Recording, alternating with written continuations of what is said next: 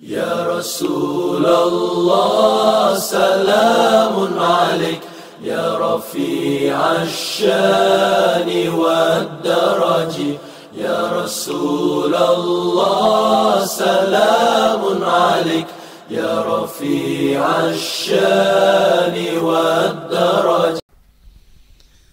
Bismillahirrahmanirrahim. Assalamualaikum warahmatullahi wabarakatuh.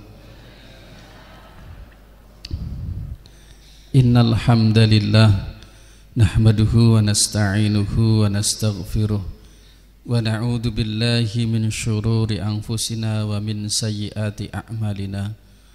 May yahdihillahu fala mudhillalah wa may yudlil fala hadiyalah. Asyhadu an la ilaha illallah wahdahu la syarikalah wa asyhadu anna Muhammadan abduhu wa rasuluhu la nabiyya ba'dah. Allahumma salli wa sallim wa barik ala sayyidina Muhammadin wa ala alihi wa sahbihi ajma'in, amma ba'd. Ingkang kula hormati para alim, para ulama, para kiai, para sepuh, para pinisepuh, Bapak Ibu jamaah Tombo Adi yang insyaallah dirahmati oleh Allah Subhanahu wa taala. Alhamdulillah, tsumma alhamdulillah, tsumma alhamdulillah. Allah Subhanahu wa taala paring kula panjenengan sami nikmat yang tidak ada harganya, arupi nikmat iman, nikmat Islam. Mudah-mudahan kedua nikmat ini bisa kita jaga, kita rawat hingga akhir hayat kita nanti. Amin amin ya rabbal alamin. Salawat kanthi salam ka unjuk dumateng Kanjeng Nabi besar Muhammad sallallahu alaihi wasallam.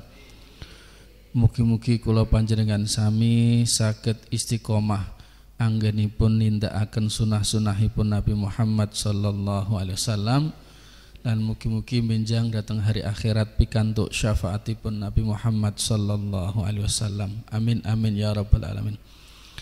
Bapak Ibu para rawuh ingkang minulya, ingkang badhe kawula bahas inggih menika surat Al-Anfal ayat 2 dumugi insyaallah ayat keempat. A'udzu billahi minasyaitonir rajim. Bismillahirrahmanirrahim. Innamal mu'minuna alladzina idza dzukirallah wajilat qulubuhum. Innama sesungguhnya al-mu'minuna tiang-tiang ingkang mukmin menika, orang-orang yang beriman itu alladzina adalah orang-orang yang idza dzukirallah, jika disebut asma Allah, wajilat qulubuhum, hati mereka bergetar. Wa idza tuliyat alaihim ayatuhu, dan jika dibacakan kepada mereka ayatuhu, ayat-ayatnya Allah, zadathum imana, menjadikan bertambah atau meningkatnya keimanan. Wa ala rabbihim yatawakkalun, dan kepada Tuhan mereka bertawakal. Alladzina yuqimunas shalah, orang-orang yang mendirikan salat. Wa mimma razaqnahum yunfikun, dan dari sebagian rezeki yang diberikan mereka berinfak. Ulaika, itulah humul mu'minuna, mereka adalah orang-orang yang mukmin haqqon, sebenar-benar orang yang mukmin. Lahum darajatun inda rabbihim, mereka memperoleh darajat, tingkatan-tingkatan derajat inda rabbihim, di sisi Tuhan mereka, wa maghfiratun, dan ampunan Allah, wa rizqun karim, dan rezeki yang mulia. Dados menika surat An-Anfal menika membicarakan tentang ciri-ciri orang mukmin yang sebenarnya. Hakon, sebenar-benar ciri tiang engkang beriman.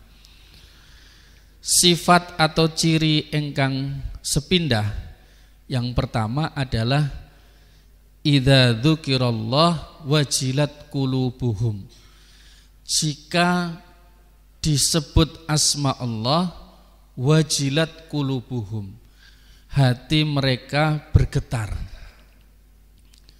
Kok saged mekaten? Dados tingkatan rasa wajilat niku artosipun nggih takut kepada Allah. Tapi di Al-Qur'an niku wonten makna khauf, artinya juga takut, khosyah artinya juga takut, wajilun itu juga artinya takut. Dados takut dengan 3 kata niki diartikan secara bahasa Indonesia nggih wedi ngaten mawon. Tapi tingkatan-tingkatan yang berbeda. Tingkatan yang paling umum niku disebut khauf. Terus rasa takut yang sifatnya umum, khauf niku tidak hanya takut pada Allah tapi takut pada makhluknya Allah, niku nggih disebut khauf. Jenengan misalipun kok ajrih saestu kalih sawer wedi ula niku takut secara umum niku khauf. Tapi kalau takut lebih naik tingkat lebih tinggi lagi niku disebut khosyah. Khosyah niku takut dibarengi karena pengetahuan, karena ilmu. Dan niku makanya dalam Al-Qur'an innama yakhsyallaha min ibadihil ulama'u. Terus sing wedi kalih Gusti Allah khosyah itu hanya para ulama-ulama, artinya orang yang mengetahui, orang yang punya ilmu. Semakin pengetahuannya terhadap Allah itu semakin tinggi, semakin rasa takutnya kepada Allah semakin tinggi. Maka ciri khas ulama niku satu, yang paling tinggi adalah takut kepada Allah, karena semakin tahu tentang Allah itu khosyah. Tapi tingkatan yang lebih tinggi lagi ada nama rasa takut tuh wajilun. Wajilun niku wedi kalih gemetar. Terus kalau dalam bahasa hadis ya, kalau dalam bahasa hadis niku memang disebutkan, yang disebut dengan wajilun niki digambarkan sederhana oleh Rasulullah Muhammad sallallahu alaihi wasallam. Jadi dikeluarkan hadis ini oleh Imam Hakim At-Tirmidzi dari Aisyah qalat mal wajalu fi qalbil mu'min, tidaklah rasa wajil takut di hati seorang mukmin illa kadurbatis sa'afah, kecuali seperti pukulan jenengan pirsa pelepah kurma. Nek cara pelepah niku nggih enten godhonge. Cara napa nggih mirip-mirip napa niku klopo niku kan enten napa ngaten niku. Napa Pak? Nggih pelapah. Pelapah kok angel pelapah nggih. Pelapah enten niku nih, enten napa daun-daun niku, enten godhonge niku. Nah, nek disabet karo ngaten niku kan loro. Terus kados ngaten niku, gampanganipun wajil niku gemetare niku nalika disabet kalih ngaten niku. Nah niku teng jero ati. Niku tiang mukmin niku ciri khasnya ngaten niku. Lah mungkin ada yang bertanya ngaten, loh di Al-Qur'an kan ala bidzikrillahi tatmainnul qulub. Bukankah dengan zikir Allah menjadi lebih tenang lagi, kok tambah gemetar? Jadi yang dimaksudkan di sini adalah ciri orang mukmin yang gemetar niku kaya dene disabet pelepah tadi itu, pelepah pohon tadi itu ketika dia mau melakukan kemaksiatan atau berbuat zalim terhadap orang lain. Kok ape nglakoni maksiat teng ati ki rasane ki pokoke kaya dene disabet nganggo pelapah. Niku ciri tiyang beriman. Saking wedine mau berbuat kezaliman ke orang lain, kok ngerasa teng ati niku dados rasane iku mboten karuan. Karena ternyata di diri seorang mukmin, bahkan orang tidak beriman pun sejatosipun teng jero ati ngaten niku, ketika orang mau berbuat keburukan niku mesti dihadapkan pada dua hal. Lakoni ojo dilakoni. Wong pe mateni niku nggih hasine ngaten. Wong ape nglakoni elek niku nggih ngaten. Di dalam hati niku enten pertarungan sengit antara lakukan dengan jangan lakukan. Contohipun, nah jenengan niki kita analisis saking kisahipun putranipun Nabi Adam Qabil dengan Habil. Di dalam Al-Qur'an surat Al-Maidah ayat 27 sampai 31. Watlu alaihim naba'abna Adama. Ceritakan kepada mereka dua anak Nabi Adam bil haq, dengan benar. Idh qarraba kurbanan, ketika dia mengajukan kurban, fatuqabbala min ahadihima walam yutaqabbalu minal akhar. Kurban yang satu diterima, tapi yang satu tidak diterima. Yang diterima itu kurbannya Habil, yang tidak diterima kurbannya Qabil. Nanti saya ceritakan, kisahnya ini menarik sekali. Qala la aqtulannak, sing gak ditampa Qabil niku terus ngomong, la aqtulannak, kalih dulure sing jenenge Habil ni bilang, tak pateni awakmu, saya pasti membunuhmu. Qala innama yataqabbalullahu minal muttaqin, sesungguhnya kurban yang diterima oleh Allah itu adalah kurbannya orang-orang yang bertakwa, ciri Habil. La imbasatta ilayya yadaka litaktulani ma ana bibasiti yadiya ilaik. Nek awakmu kok menggerakkan ape mateni aku bil Qabil, katen ke adike ngomong ma ana bibasiti yadiya ilaik, aku gak bakal menggerakkan tanganku. Nek mau pe mateni yo patenono aku. Inni akhafullaha rabbal alamin, aku takut Allah Tuhan semesta alam ini. Inni uridu an tabu'a bi ismi wa ismika fatakuna min ashabin nar wa dzalika jazaa'udz dzalimin. Sungguh aku ingin kamu pulang itu dengan membawa dosaku, yo dosamu bil Qabil, dan kamu menjadi termasuk penghuni neraka, dan itulah balasan orang-orang yang berbuat zalim. Nah niki lanjutannya, fatawwa'at lahu nafsuhu qatla akhi. Kata-kata ulama di dalam tafsir, fatawwa'at lahu nafsuhu qatla akhi niku teng jeruke asline antara pe mateni mbek gak niku terjadi pertarungan sengit. Tapi nafsunya mengalahkan sehingga Qabil mateni dulure adike sing jenenge Habil. Faqatalahu, dipatenilah Habil, fa asbaha minal khosirin, jadilah dia orang-orang yang merugi. Nah Bapak Ibu ngaten, kisahipun di dalam tafsir Ibnu Katsir riwayatnya banyak. Salah satunya adalah dados Nabi Adam kalih Ibunda Hawa. Ibunda Hawa ini kan berasal dari tulang rusuk Nabi Adam. Nah terus ketika hamil,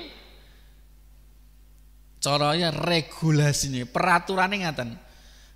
Nek hamil Hawa niku mesti kembar, tapi kembare lanang wedok. Lah nanti disilang nikahipun. Jadi hamil Qabil niku mbarep. Hamil dengan dulure wedok kembar cewek. Hawa hamil adik jenenge Habil dengan saudara perempuannya lagi cewek. Nah, peraturannya oleh Nabi Adam ora oleh nikah kuwi dengan saudara kembarnya, tapi harus disilang. Qabil menikah dengan adiknya Habil, Habil menikah dengan adiknya Qabil. Saged dipahami nggih? Niki peraturan ngaten. Dah, ternyata Qabil mboten gelem mergo adike ayu, adik kandung kembar iki ayu, adike Habil elek. Ora gelem. Nah, itu sudah diputuskan oleh Nabi Adam, ora oleh kaya ngono. Lah ternyata waktu itu Nabi Adam meninggalkan putra-putranya ini ke Mekah karena Allah itu memberitahu kepada Nabi Adam, aku punya rumah di bumi ini. Di mana itu wahai Allah? Rumah itu adalah di Mekah. Maka Adam kemudian meninggalkan putranya yang waktu itu sebenarnya sedang berselisih dengan Habil adiknya. Mergo otot-ototan akhirnya disepakati untuk melihat siapa yang mengajukan kurban untuk mendekatkan diri kepada Allah niku yang diterima oleh Allah kurbannya. Qabil itu pekerjaannya tani gandum. Habil niku ternak wedhus. Maka si Habil kemudian mengambil yang paling gemuk dari ternak niku sing paling apik untuk kemudian dijadikan sebagai kurban. Sementara Qabil membawa gandum.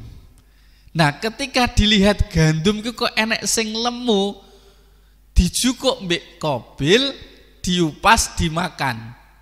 Kok eman apa didadekno kurban. Ternyata yang terbakar ciri kalau diterima kurbannya waktu itu oleh Allah itu habis. Jadi terbakarlah ini, diambil habis, yang diterima adalah kurbannya Habil, wedhus niku wau. Tapi kurbannya si Qabil tidak disentuh sama sekali. Artinya tidak diterima oleh Allah. Lah pas niki marahlah si Qabil niku. Gak iso, pokoke aku kudu kawin karo adikku. Wong iki adikku kok. Jadi dia memberikan penjelasan, wong iki kan lahir yo sak weteng. Dan ini kan adikku. Diceritakan segala macamnya dengan argumentasi, kan peraturannya itu nggak bisa. Dibunuhlah si Habil. Ketika kemudian dibunuh ini dan Nabi Adam kembali, akhirnya kemudian diisolasi.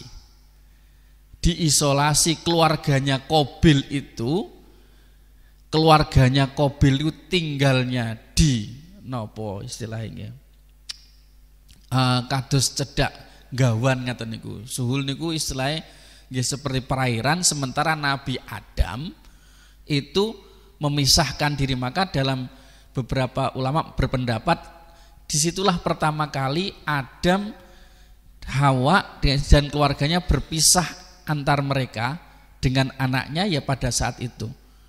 Jadi dihukum oleh bapaknya gak oleh campur tenggene, nah, jadi tidak boleh campur tenggene bapake, dipisah. Nah yang menarik niku ngaten tenggene kisah niki. Dados Habil niku ganteng, tapi adike sing cewek niku mboten ayu. Tapi Qabil niku mboten ganteng, tapi adike sing cewek niku ayu. Nah, akhirnya tetap nikah karo adike. Diusirlah dalam arti dihukum. Ini dalam tafsir Ibnu Katsir ya kisahnya. Dihukum mereka pisah dengan Nabi Adam. Tidak boleh bertemu. Betul oleh bertemu. Hingga ternyata suatu ketika setan ini, nah disinilah kemudian setan berperan lagi. Setan ingin merusak peraturan itu. Jadi dibuatkah seruling, nyanyi-nyanyian, sampai terdengar ke tempatnya keturunannya yang Adam ini. Kan Nabi Adam kan sudah, istrinya juga hamil lagi dan terus keturunan. Sampai akhirnya mereka mendatangi itu, loh ternyata nek sing mau wedok kok ayu-ayu. Sing kene ya ngono lho, kok sing lanang kok ganteng-ganteng. Karena sila. Padahal sebenarnya enggak boleh sudah ketemu itu. Disitulah kata ulama pertama kali munculnya kemudian kasus perzinahan. Jadi ada dua kasus, satu kasus pembunuhan pertama di muka bumi dilakukan Qabil terhadap adiknya yang namanya Habil, dan yang kedua adalah kasus perzinahan. Dan itu karena bujuk rayu setan. Nah, apa yang bisa kita ambil dari kisahnya niki, dari kisahnya Habil dan Qabil ini? Niki kalau diambil kisahnya, maknanya niku saya itu kaping pindah, bisa kita ambil ayat Al-Quran, lan tanalul birra hatta tunfiku mimma tuhibbun wa ma tunfiku min syai'in fa innallaha bihi alim. Tidaklah kamu mendapatkan albir, kebajikan, kecuali berinfak atas yang kamu cintai. Terus ketika korban Habil diterima karena Habil itu memberikan yang terbaik untuk Allah, tapi Qabil tidak. Nah, ayat Al-Quran berfirman, kamu tidak akan mendapatkan albir. Bir niku sifatnya kebaikan yang umum. Kalau dalam bahasa Arab bisa diartikan al-ardul wasi'ah, tanah yang lapang, itu namanya bir. Jadi wong lakoni apik niku mesti dodone krasa lapang, mesti seneng. Niku tiang lakoni kesaenan. Tapi tiang nek nglakoni elek niku dodone mesti sempit. Rasane mboten nyaman, mboten bahagia. Nah, lawan katanya tanah yang luas itu umumnya adalah tanah, itu lawan katanya adalah lautan. Tapi orang bilang laut itu luwih luas tinimbangane bumi. Mboten saged ngaten, karena nek tenggene lautan wong ora iso mlaku. Dia harus berjalan dengan alat yang terbatas, numpak perahu dan sak piturute. Tapi kalau di muka bumi, tiang niku saged melampah damel napa mawon. Pakai kakinya bisa, pakai sepeda, alat transportasi macam-macam. Sehingga dia lebih luas dibandingkan dengan laut. Niki pendapat ulama. Nah, maksudnya apa? Kamu tidak akan mendapatkan kebaikan yang sifatnya luas itu kecuali kamu sampai berinfak mimma tuhibun, dari yang kamu cintai. Kok bisa mengaten? Keranten ini ajaran Al-Quran untuk mempelajari kita, melatih kula panjenengan sami supaya ngilangno rasa medhit.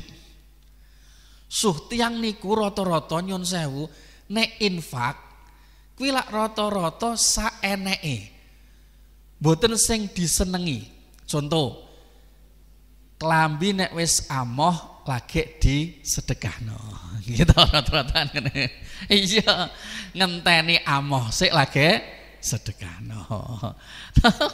Apa ae lah pokoke sarung ngenteni amoh sik lagi sedekahno. Padahal ya cocok dadi gombal. Sepatu ngenteni rondok rusak-rusak sik lagi disedekahno. Lah niki diajari kula panjenengan sami itu melatih diri untuk berinfak yang jenengan cintai.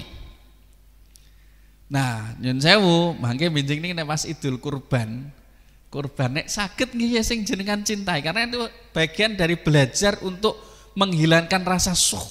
Suh niku rasa medhit niku nggih kados ngaten niku. Kadang tah dipeksa. Nah, nek enten sing tanggep mula mboten gadah, mboten, kan memang hukumnya sunnah muakkad nggih, kecuali Imam Malik ya. Imam Malik niku wajib sampean. Nek sunnah muakkad hukumipun kurban niku, nek mampu nggih dilaksanakan. Tapi misalipun mboten mampu, memang Imam Nawawi niku ngendikan, Imam Nawawi itu yang masuk boleh kurban, dikorbankan itu kan an'am. Kategori an'am itu hewan ternak. Lah nek pitik niku kategori hewan ternak napa mboten? Nek menurut Imam Nawawi an'am niku pitik mboten masuk kategori hewan ternak. An'am niku tidak masuk kategori. Tapi kalau menurut Ibnu Abbas dalam Syarah Bajuri, wong kok gak iso kurban unta, sapi, wedhus oleh kurban pitik. Enak to. Nah, jenengan kok duwe pitik jago Pak sing jenengan senengi, ora kuat tuku wedhus kok jenengan kurbankan. Lah niku insyaallah ditampa. Niki pendapatipun Ibnul Abbas. Ibnul Abbas siapa yang enggak tahu Ibnu Abbas? Subhanallah, sahabat Rasulullah. Makanya menurut dalam Syarah Bajuri niku nggih dibenarkan oleh wong kok kemudian kurban pitik mergo ora duwe wedhus, ora iso tuku sapi, ora iso tuku unta niku oleh. Lah nek sing saged pitik sing jenengan senengi. Niku terus kelingan kanca kula. Kanca kula niku sampai nyun sewu dikunci kamare kuwi 2 dina cerita mbek kula mboten metu. Mergo apa? Gara-garane ibuke njaluk pitike dhewe dikon jupuk. Lah dijupukke dadak jagone sing disenengi dibeleh. Aku beko niku 2 dina moh metu kamar. Ini nyun sewu niki lan tanalul birra hatta tunfiqu mimma tuhibbun. Ternyata niki contoh kula paringi jenengan contoh. Ketika ayat Al-Qur'an ini turun, lan tanalul birra, sungguh-sungguh kalian tidak akan mendapatkan albir. Keluasan kebajikan itu tadi, bir tadi itu sampai berinfak terhadap yang kamu cintai. Niku Abu Tolhah misalipun. Dia yang dipunyai itu Bairuha. Bairuha niku kebun kurma.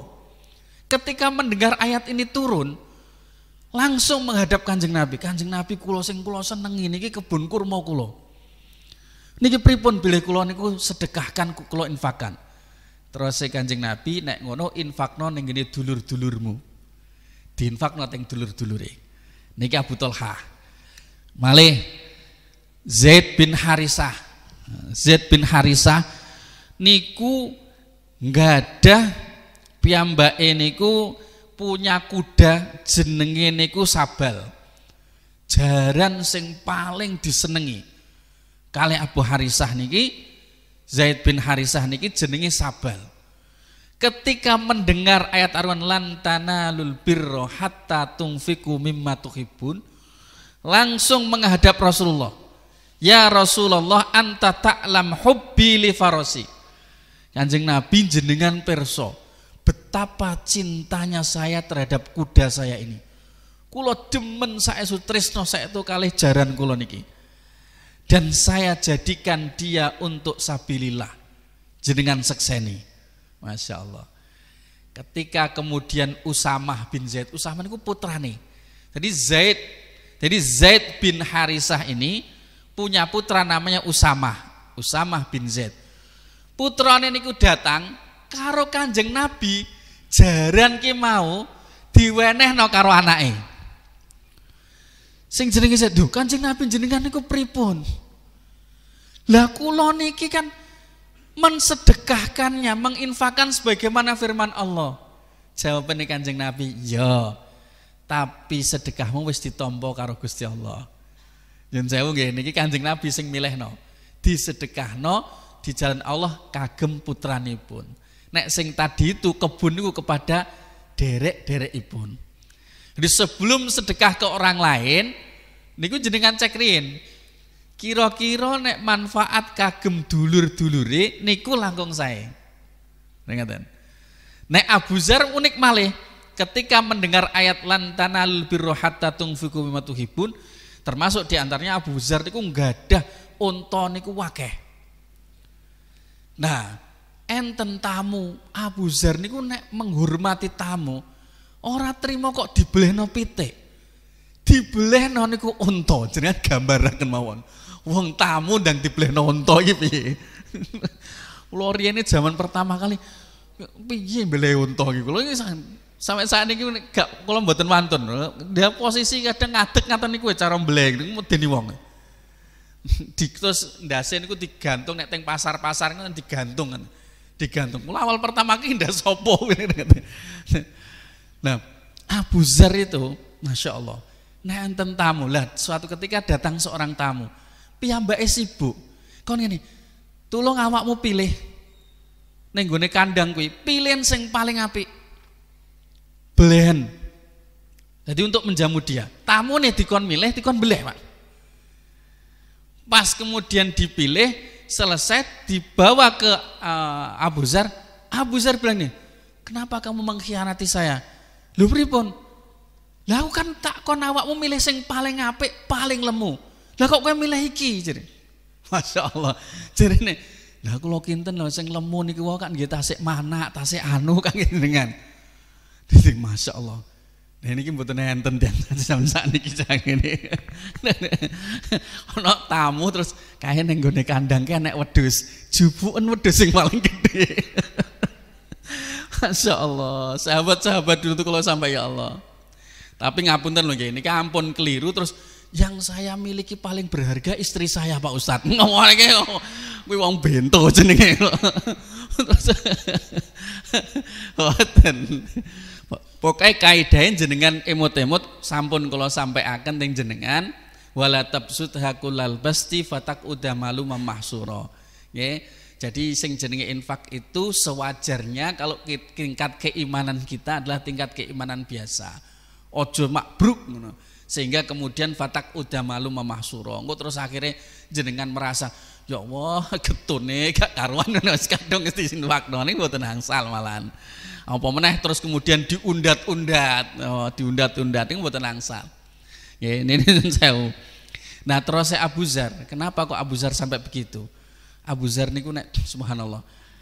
Wong kuwi sakjane kalau punya harta, lah niki motivasi kula panjenengan sami mumpung Idul Kurban tasik beberapa hari ya.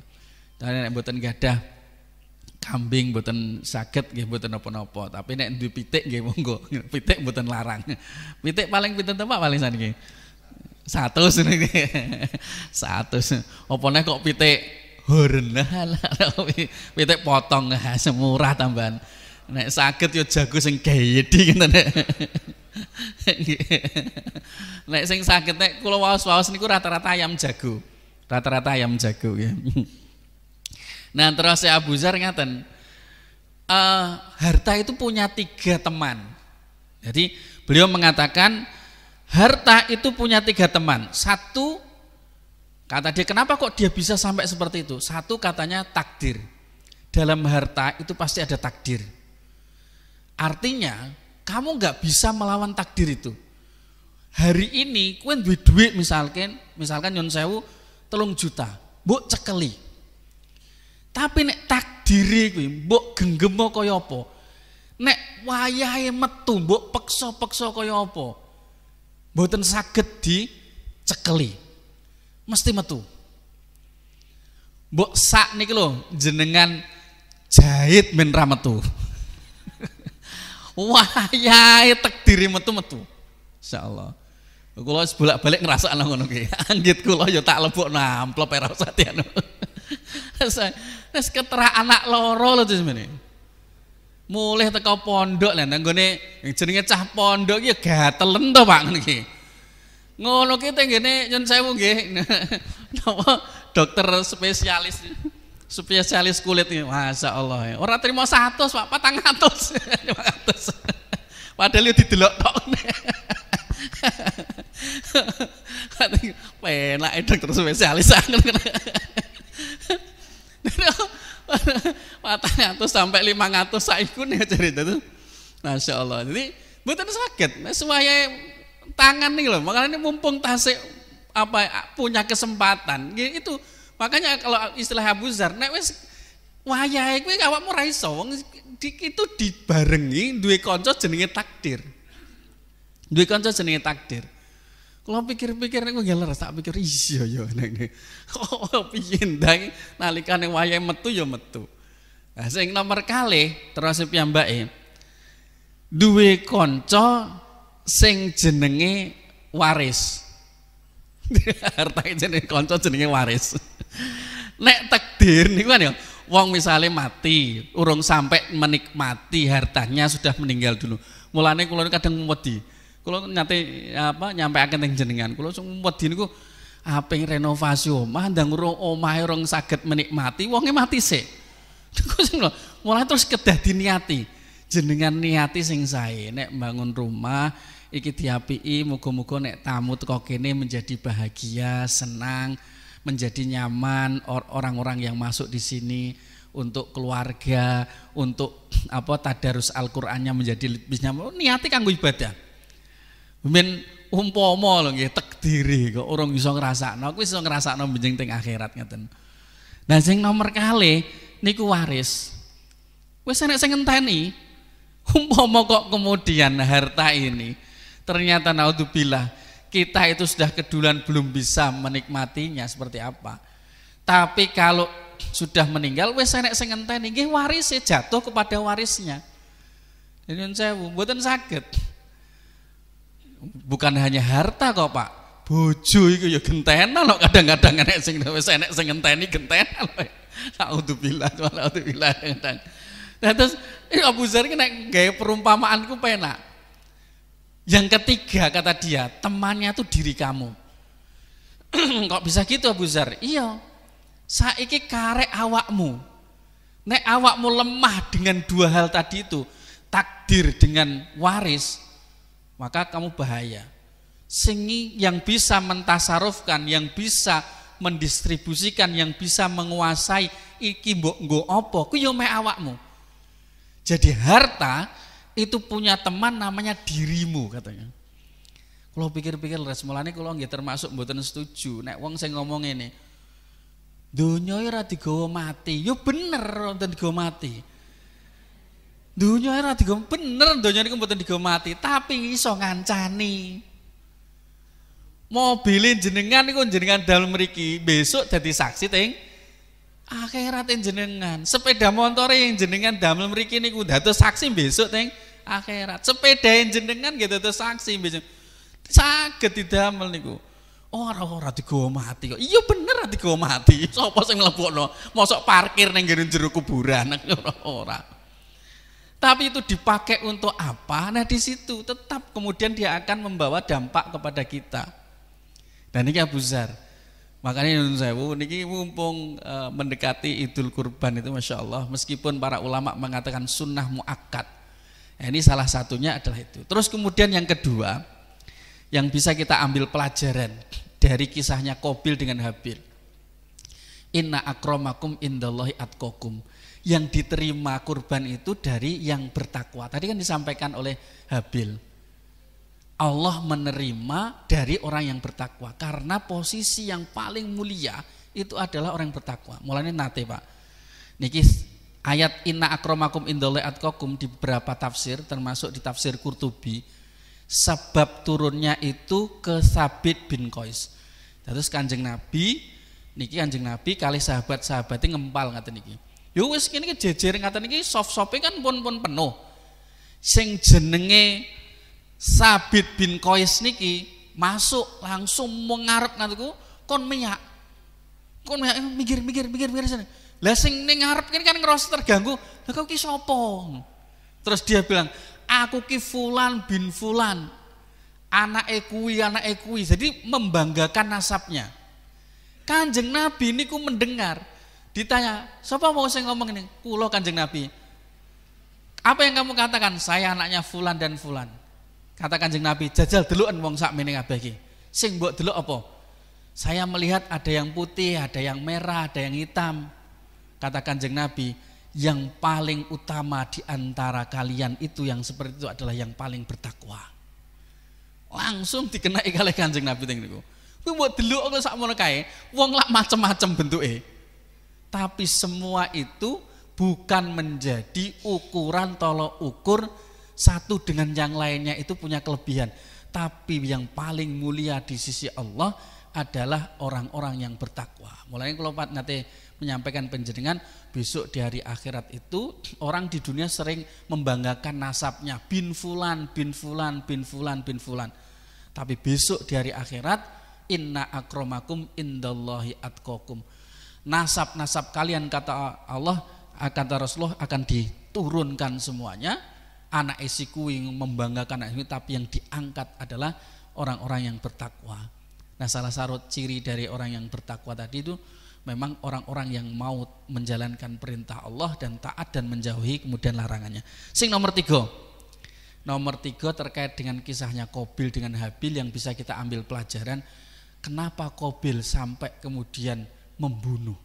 Padahal itu dulure dhewe. Mergo kaitane kalih hasad, hasud, dengki. Masya Allah. Maka kenapa kok kemudian sampai wasiatnya para nabi itu untuk menghilangkan rasa hasud, iri, dengki. Termasuk ciri tiang munafik niku. Nek tenggene Al-Qur'an, kalau melihat jenengan seneng, dia senep. Tapi nek jenengan senep, dia seneng. Mulane kula niku matos-atos, aja sampai teng atiku ki ada ciri seperti orang munafik. Nek ciri orang munafik kan diantaranya kan nek salat aras-arasen terus riak niku pun biasa. Ciri-ciri kados ngaten niku biasa. Tapi satu ciri lain lagi yang saya takutkan niku, kalau melihat orang lain mendapatkan rezeki, dia terus kemudian marah, dia tidak terima. Tapi kalau orang lain mendapatkan musibah, Masya Allah seneng gak karuan, syukur kowe ngono. Nyun sewu. Ampun atos saestu. Kula kuatos saestu, jangan-jangan kita kadang-kadang masuk kategori tiang munafik yang seperti ini. Terus bagaimana supaya kemudian orang lain dapat rezeki kita bahagia, orang lain dapat musibah kita pun ikut bersedih. Ciri orang mukmin nggih mekaten. Engkang nomor kalih mboten habis niki nggih. Nomor kalih wa idza tuliyat alaihim ayatuhu zadathum imana. Kalau dibacakan ayat-ayat Allah semakin bertambah imannya. Maksudnya dalam banyak tafsir tidak sekedar baca Quran terus langsung panjenengan bertambah iman mboten. Tapi tadabur. Tadabur itu memaknai ayat. Ada istilah tafakur, ta'akul, tafakur, tadabur, zikir. Nah, tadabur itu berasal awalnya dengan tafakur dulu, berpikir terhadap misalipun di dalam ayat Al-Qur'an. Contoh sederhananipun, misalipun nggih, dalam misalipun saya tuliskan di sini, afala yatadabbarunal Qur'an walau kana min indi ghairillahi lawajadu fi ikhtilafan katsira. Tidakkah mereka tadabbur dengan Al-Qur'an? Al-Qur'an misalnya mengatakan kalau tidak Allah maka semuanya ini akan hancur. Kalau ada dua Tuhan, niscaya semua akan rusak. Nah, niku nek gelem mikir itu pasti akan sampai kepada hakikat sebenarnya. Tadabbur itu sampai pada hakikat sebenarnya. Wong gelem tadabbur itu sampai pada kebenaran. Tapi nyun sewu rata-rata wong kan aras-arasen mikir. Nggih mboten napa mulane kudu enek ngaten iki taklim. Kadosen taklim ngaten iki sing mikir ben ustate. Sing mikir ben kiyaine.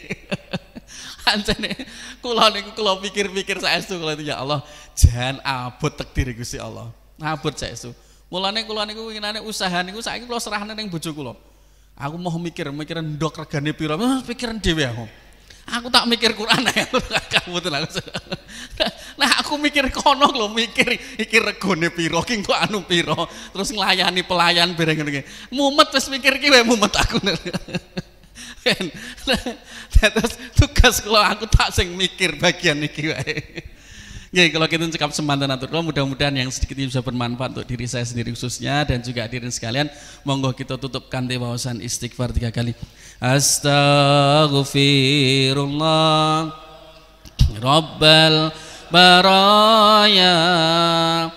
Astaghfirullah minal khotoya.